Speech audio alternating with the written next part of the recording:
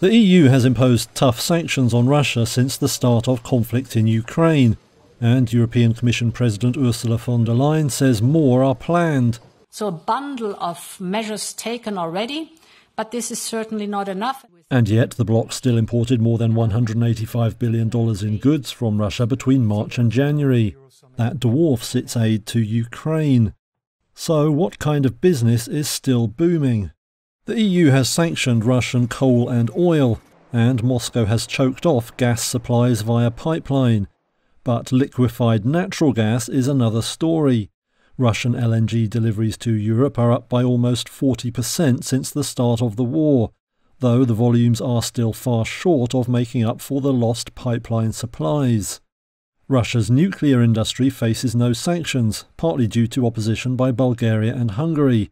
Last year the EU imported over $800 million worth of related goods. France had to deny Greenpeace reports that it sharply increased imports of Russian enriched uranium for its power plants. The EU imported around $1.5 billion of Russian diamonds last year. It hasn't banned the trade or blacklisted state-controlled miner Alrosa. But the EU, US and G7 are now working on a traceability system to squeeze out Russian gems. EU fertiliser imports from Russia totalled around $2.8 billion last year, up more than 40% by value due to soaring prices. Other raw materials continue to flow, including nickel. It's used to make stainless steel, and EU imports jumped by around a half in value last year.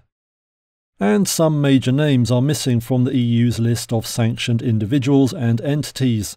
Russia's second largest oil producer, Lukoil, is one.